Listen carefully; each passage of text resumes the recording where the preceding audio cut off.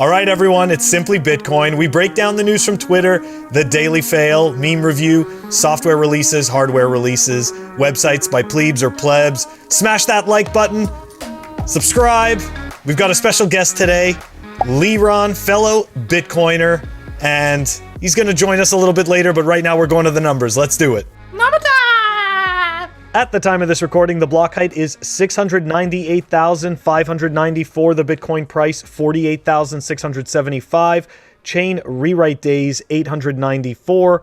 Total public lightning capacity, 2,339.54. Sats per dollar, 2,055. And the blocks to the halvening, 141,406. Another consolidation, Whatever. dude. What else can I... Wait, Leron, what do you think? I'm going to ask the guest. What do you think, Leron? Yeah. I don't really look at the price. I don't really look at the number. It's, it doesn't matter. It's just the number of sats that I hold. Yeah, dude. Doesn't you it hear look- that? That was signal, Phil. That was signal. But the doesn't price it- doesn't right. fucking matter. But like, Number of sats. wasn't it the same lightning capacity yesterday? It At was literally the same. 2,339? It was literally the same. Right? Yeah. Strange. Okay. Strange. Yeah, it is But kinda have strange. you guys been seeing the crazy transfers that have been happening? Like the amounts of Bitcoin being transacted? Have you guys been seeing that?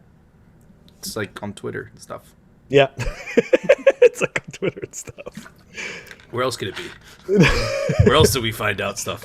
That's right. Anyways, Bill, it's time for it. The Daily Fail. I know we've been giving NFTs a hard time lately, so I'm trying to, we've done quite a few episodes. We're going to try to, maybe do less, go to some other fails. But look, this was just kind of too good today. This was all different pieces, and I'm going to try to put this together for everyone. And we'll see if it's as entertaining as I thought it was. Okay, so first we're starting off with this tweet by Durgigi. Shout out to him. He does 21lessons.com. Definitely go check that out. Okay, here we go. This is from Fart Gallery. If any of you happen to be rich and generous, please buy me a hot air balloon and a fog machine. In return, I'll give you this picture. And then at the bottom in brackets, it says, please do not just click and save the picture. We're working on the honor system here. Anyways, I don't know. I just thought that was funny, because Is it real? Is it real though? Like, is that like I have no clue. I have no clue what's real, what's not. Hey, I don't dude. know what's worth anything, what isn't. I just know Bitcoin's real. But anyways, okay. So look, I saw this, okay, and then we're gonna move. Essentially, we are gonna move from pictures that you don't own to clothing that you don't wear. Okay, this is what we're gonna do right now. That's right, Dolce & Gabanna take NFTs to the next level with tokenized high fashion. So as if you weren't paying enough for clothing that you don't need to pay for to begin with, now you can have clothing that you're not going to wear at all. Yes, this is money well spent. All right, let's dive into this a little bit here. This was interesting when I read this. I was like, what? Like, someone's actually, and don't get me wrong, people are going to give this money, and they're going to think that this makes sense. All right, to each their own. Fashion and NFTs, a match made in heaven. Kind of is, right? Anyways, 2021 has seen the worlds of fashion and NFTs become increasingly allied as described by Forbes. Both share commonalities in scarcity and exclusivity, making them ideal matches for each other. Okay, yeah. I mean, I guess you could equate that. People who, stay up with all the latest fashions all the time, they're pretty much burning holes in their wallets every single season. Anyways, just like in the fashion and art world, NFTs are all about collectibles. NFTs now bring a new level of exclusivity and also an opportunity to turn digital designs and collections into highly scarce, valuable, luxurious, and unique collector pieces. Words, scarce, valuable, luxurious. You buy today and you buy it now. Okay, that's what they're selling you. It's like look at that. I mean, are you kidding me? This is just funny. This is just funny to read. Okay, so here we go. Dolce & Gabbana's jump on board with NFTs. The idea of spending big money on clothing and jewelry that can only be worn digitally is somewhat novel. Really? Who's that novel to? Like, I don't get it. Like, so you're going to go and buy Dolce & Gabbana clothing to wear in virtual space? Of which someone could take a screenshot of. Where also... I don't understand it. I mean, like, do you not think that these virtual platforms are just going to let you import JPEGs also? And then you could just be wearing the same crappy clothes and nobody's going to be able to tell the difference between the fake Dolce & Gabbana NFT and your JPEG version of this. Anyways, all right, 5 of the Collezione Genesi pieces. Yes, that's right. Collezione. It's very fancy. It's not just a collection, it's a collezione. Anyways, 2 dresses, a men's suit, and 2 crowns are physical creations designed by Dolce & Gabbana that have digital versions that can be used in the metaverse. What? So this clothes can be used in the metaverse. They're confirming this. Fake clothing for a fake world. We're on our way. This is good. This is good stuff. Anyways, that was my piece on Dolce & Gabbana, but we're gonna move on because yes, there's similar levels of stupid that occur, right? We're going to move on to check those out. You can now own a fractional share of the original Doge meme NFT. So as though nobody has that JPEG 50 million times over, you can now pay to own you're not going to own the NFT. You're going to own a fractional share of the NFT. So let's break that down. You're going to own a fractional share of a virtual asset? Picture? Virtual picture? No, it's a real picture, but it's digital. You're going to own shares of it. Like, so do you own like certain pixels of it? Some people own some pixels, other people own other pixels. It's like pixel wars. Now, you have like gangs of people getting together trying to own multiple groups of pixels. It's going to get very interesting.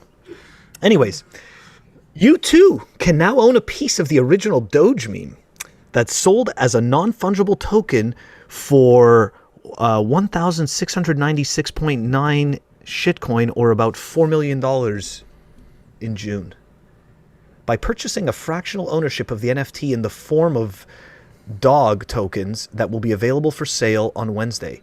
In other words, while until now only the securitization itself, the NFT, was sold and or resold, starting tomorrow the enterprising owner, Pleaser DAO, of the original infamous Shiba Inu image that graces every digital Dogecoin token, will sell fractional ownership shares to it in the form of sub-tokens, which anyone can buy starting tomorrow.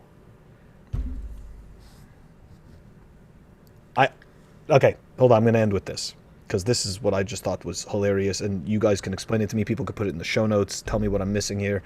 I'm all about learning. Think of it as hypercubic financial engineering for the Gen Z. Gen Z-eration. What? Man. Are those just words again? Hypercubic financial engineering. And then we took the crack pipe out of their mouth. We took it away from them. And they stopped talking. I mean, what? What? So you saw it right there. Okay? Pictures of flamingos that you could just right-click and save. You've got clothing that you can't wear in a world that doesn't exist. And now you've got fractions of a meme coin. Buying shares of fractional shares of a meme coin as NFTs. Man, that was an amazing journey.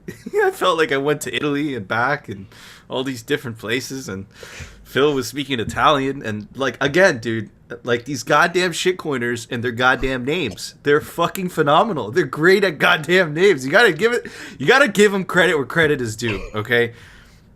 Horrible at holding value. They're goddamn shitcoins, but phenomenal names.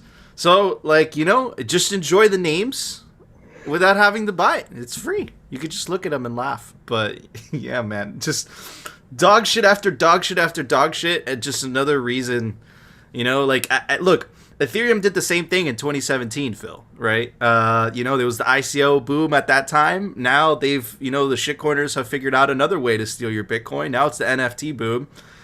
And I have a feeling it's going to end in fact, it's probably going to end exactly the same way. And, well, hopefully some people learn their lessons and they find Bitcoin. But anyways, Leron, what do you think?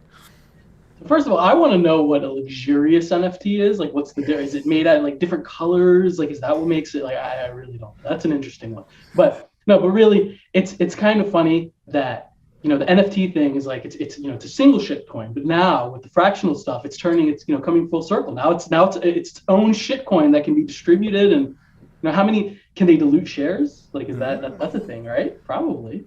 It's a shit coin of a shit coin. It's a shit coin of a shit coin. It's man. Double layers of shit coinery. Yeah, exactly. And this is it, right? So we're not telling anyone that, because of course you'll always have some fool that'll sit there and be like, how much money I made after flipping this NFT? Look, we're not telling you that you can't make money for the time right now. I remember I used to buy hockey cards. There was like this crazy card, right? There was like 2 cards back in like the late 90s, okay? If you found these in your OPG Premier deck, you could literally flip them right there for like 20 times their value. Today, you can't even get rid of them for $1, okay?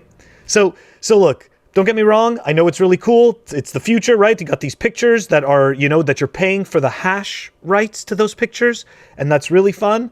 But like, get ready for 99.9% of those things to frickin' disappear, okay? And even if they're still around, they're going to be completely worthless, and no one's going to want them because everyone is going to make one. Everyone's going to make one. It doesn't matter. You're going to have NFTs of NFTs of NFTs. It's like, it won't even matter anymore. It already doesn't. Anyways. Of which you could always just take a screenshot. Yeah, exactly. Screenshots are free, people. Screenshots are free. If you want your own collezione. But I could sell it. Take a screenshot of the collezione. It's free. Anyways, Phil, it's time for it. The Daily Meme Review, sponsored by Citadel 21. All right, everybody. You guys remember this infamous tweet from not too long ago by the IMF. They got terribly ratioed, but I found this diamond in the comment section, right, of a meme, and it was making fun of it. And this is why memes are so effective, by the way. It's brought to us by Lucifer Hoddle Star. Looks like a shitcoiner. He's mining Ethan. Whatever, dude. I'm gonna rate your meme, okay? But now that I found out you're a shitcoiner. Anyways. Let's check out the meme. I would like to thank the monetary system that is banking the unbanked, giving the power back to the people and uplifting the underprivileged out of poverty. There's the IMF standing up to accept the award. Sit down, you little bitch. I was fucking talking to you. And Bitcoin takes the award. Listen, for a shitcoiner, that's a great meme, bro. Dude. Okay? Great meme, dude. I'm not gonna lie, great meme. And for that, I'm going to give it, Phil, this is a redonkulous score, the F1 key.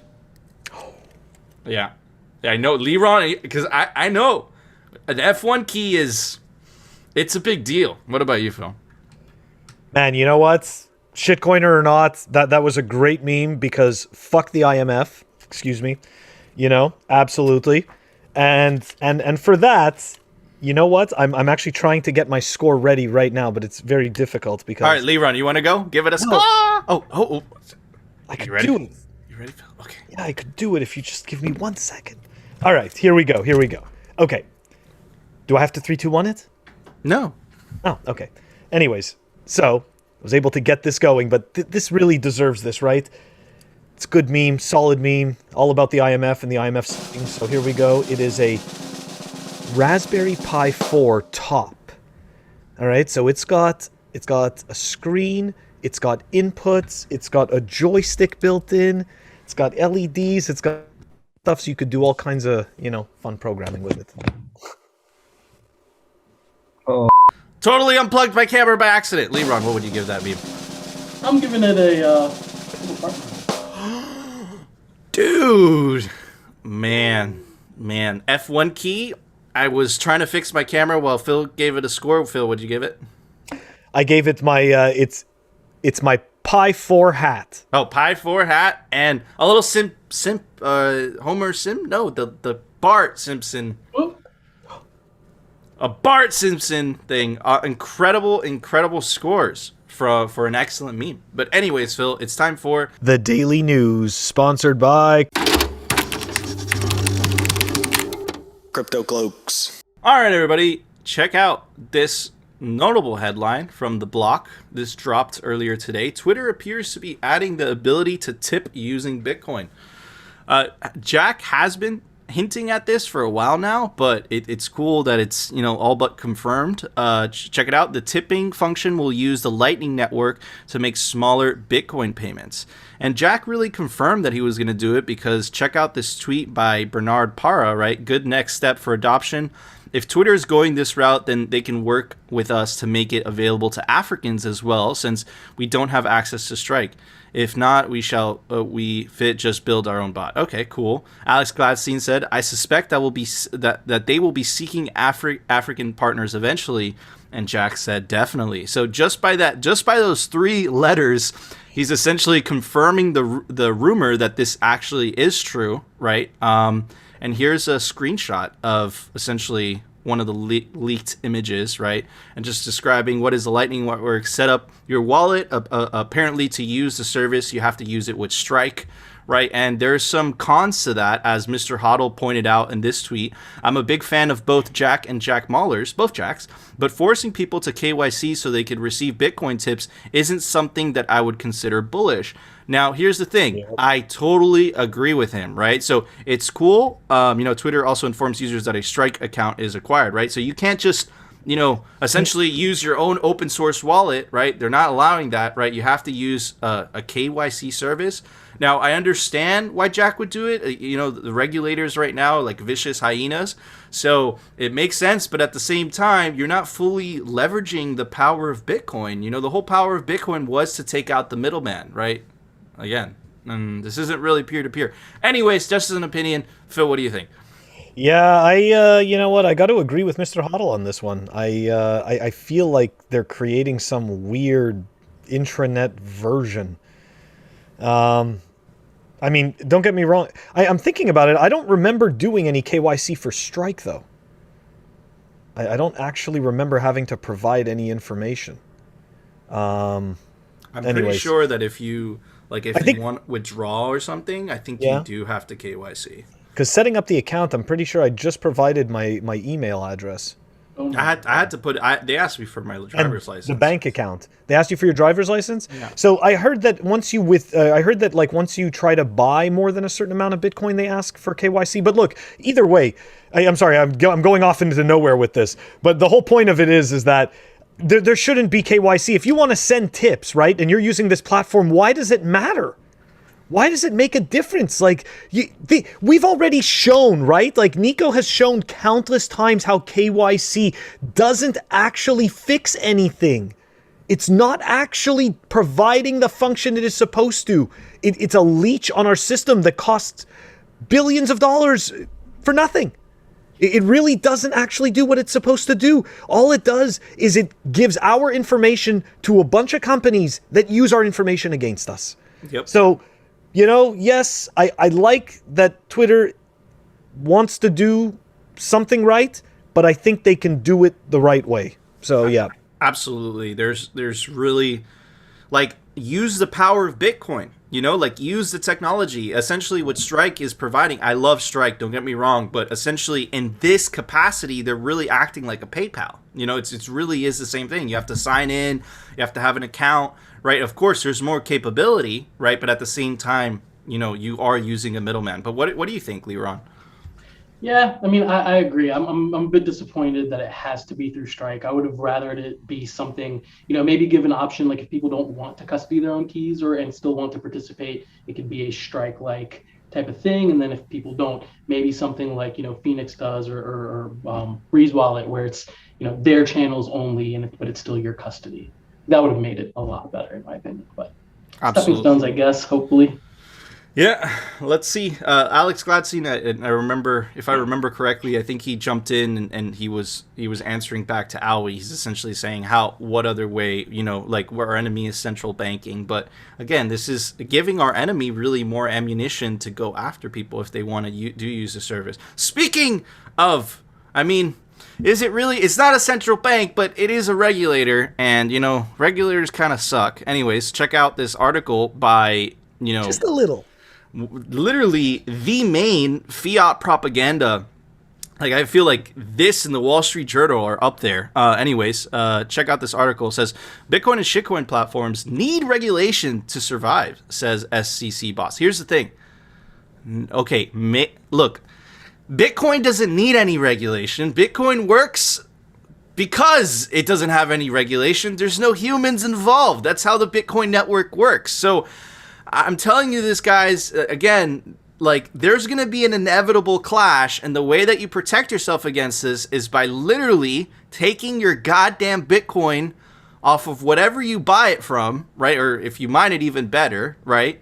And put it into self-custody, put it into cold storage. Take those keys, man. Anyways, because it's coming. Anyways, Gary Gensler warns $2 trillion industry is too big to exist outside of public policy framework. But here's the thing. It exists. Look at that. It works great outside of public policy framework. It does exactly what it's intended to do. It provides value to the network. Exactly. The chair of the U.S. Securities and Exchange Commission is warning that Bitcoin and shitcoin trading platforms are putting their own survival at risk unless they heed his call to work within the nation's regulatory framework. Right? Told you this was going to get shitty, guys. At about $2 trillion of value worldwide, it's at the level and the nature of that.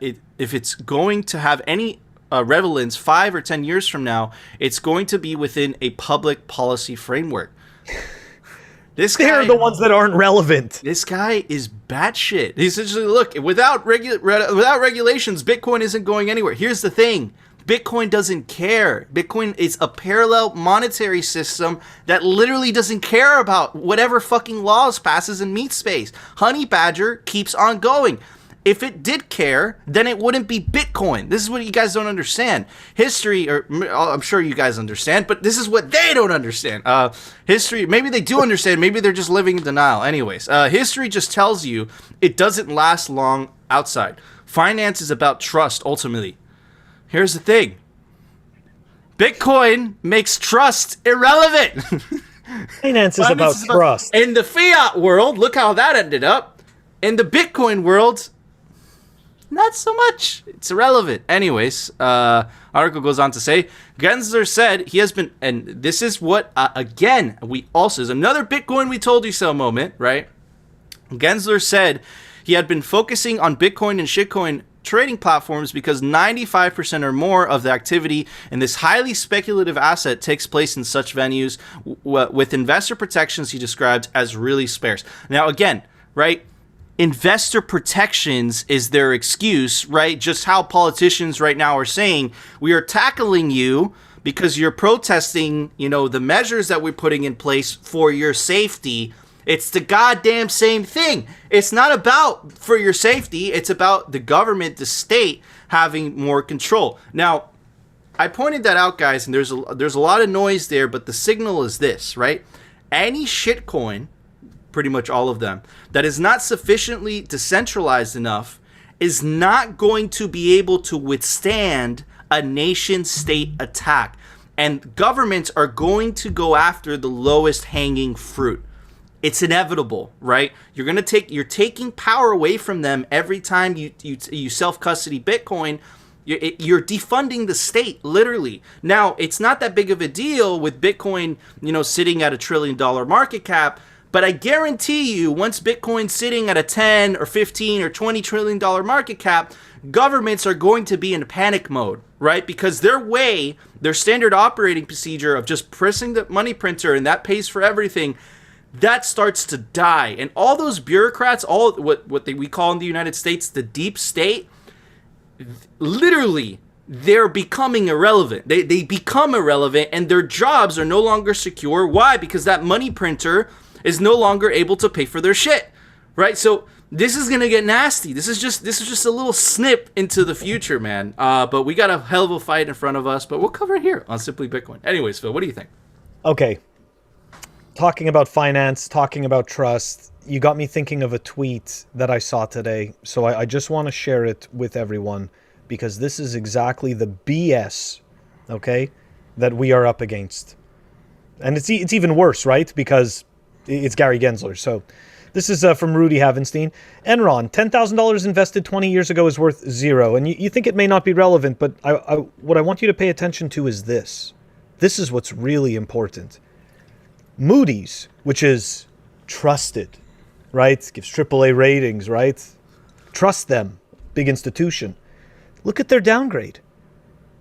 They gave their downgrade that it was a non-investment grade all the way at the bottom once it was worth nothing. So don't think for a second that they give a shit about any of our well-being, about any of this business with trust and oversight and all this stuff.